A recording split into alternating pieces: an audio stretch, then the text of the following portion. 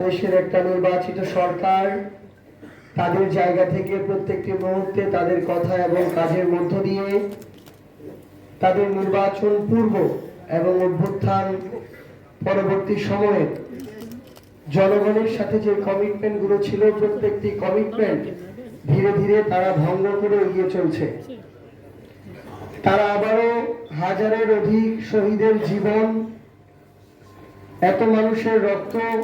এই প্রত্যেকটি জিনিসকে ক্ষমতায় যাওয়ার একটি সিঁড়ি হিসেবে তারা এগুলোকে মনে করছে। আমরা এই জাতীয় নির্বাচনেও আমাদের জায়গা থেকে একইভাবে প্রশাসনকে ব্যবহার করা, পেশি শক্তির প্রয়োগ করা এবং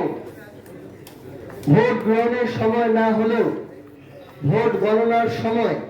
ভোটকে প্রভাবিত করে, ফলাফলকে প্রভাবিত করে বাংলাদেশের মানুষের ভোটাধিকারকে কুক্ষিগত করার আরেকটি অপচেষ্টা তারা করেছে। যে কথাগুলো এখন ধীরে ধীরে এই ভোট যারা গ্রহণ করেছেন, অন্তর্বর্তীকালীন সরকারে যারা ছিলেন, তাদের মধ্য থেকে এখন এই কথাগুলো ধীরে ধীরে সামনে আসছে। অন্তর্বর্তীকালীন সরকারের যে উপদেষ্টাকে নিয়ে বিএনপির একসময় ঘোর বিরোধিতা ছিল, যাকে তারা বাংলাদেশের নাগরিকই মনে করে নাই, সেই মানুষটি যখন নির্বাচনের পরে তাদের একটি মন্ত্রণালয়ের মন্ত্রী হয়ে যায়, এমনকি পররাষ্ট্র মন্ত্রণালয়ের মতো গুরুত্বপূর্ণ মন্ত্রণালয়ের মন্ত্রী, তখন আমাদের এই জিনিসটি নিয়ে ভাবতে হয় যে কিসের বিনিময়ে তারা এমন একজন মানুষকে মন্ত্রী বানালো এবং এই নির্বাচনের যে নিরপেক্ষতা, এর মধ্য দিয়ে সেই নির্বাচনের নিরপেক্ষতা পর্যন্ত প্রশ্নবিদ্ধ হয়ে যায়।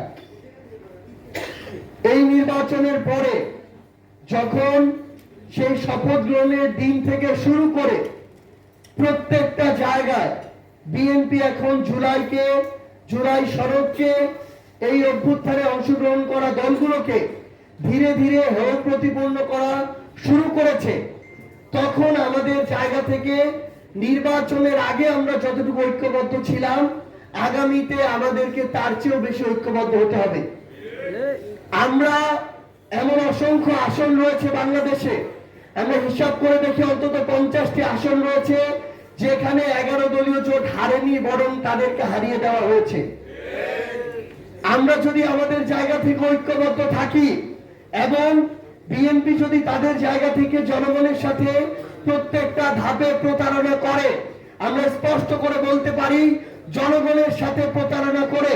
আগামী 5 বছর বিএনপি ক্ষমতায় টিকে থাকতে পারবে না। এর আগে আওয়ামী লীগ তাদের সময়ে যে অন্যায়গুলো করে পার পেয়ে গিয়েছিল,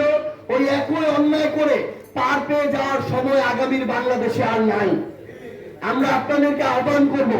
বাংলাদেশের প্রত্যেকটা পর্যায়ে আগামীতে যে স্থানীয় পর্যায়ের নির্বাচনগুলো আসছে, আমরা যেন ঐক্যবদ্ধভাবে এই স্থানীয় নির্বাচনে যে কেউ, দেশের হোক দেশের বাইরের হোক, দলের হোক কিংবা অন্য কোনো ধরনের লবিস্ট গ্রুপ হোক, কেউ যদি আমাদের স্থানীয় নির্বাচনে আমাদের ভোটাধিকার নিয়ে বিন্দু মাত্র ছিনিমিনি খেলার চেষ্টা করে, তাদেরকে যেন আমরা ঐক্যবদ্ধভাবে প্রভাবিত করি, তাদেরকে যেন আমরা ঐক্যবদ্ধভাবে প্রতিহত করি। কারণ মনে রাখবেন, তাদেরকে যদি আমরা স্থানীয় নির্বাচনেও এই সুযোগটুকু দেই, তাহলে জনগণ আমাদের উপরে আশা হারিয়ে ফেলবে। কারণ জনগণ এবার আমাদেরকে ভোট দিয়েছে, আমরা তাদের ভোটের অধিকার তাদের আশা অনুযায়ী রক্ষা করতে পারি নাই, কিন্তু আমাদের স্থানীয় নির্বাচনে এই অধিকারটুকু রক্ষা করতে হবে। আপনাদের সবাইকে আহ্বান জানাচ্ছি, আগামীর যে সামনের আমাদের লড়াই, আমরা যেন আমাদের ব্যক্তিগত, দলীয়, গোষ্ঠীগত স্বার্থগুলোকে ছোট হিসেবে রেখে আমরা যেন দেশের স্বার্থ, জাতীয় স্বার্থকে বৃহৎ অর্থে রেখে আমাদের লড়াইয়ে সফল হতে পারি।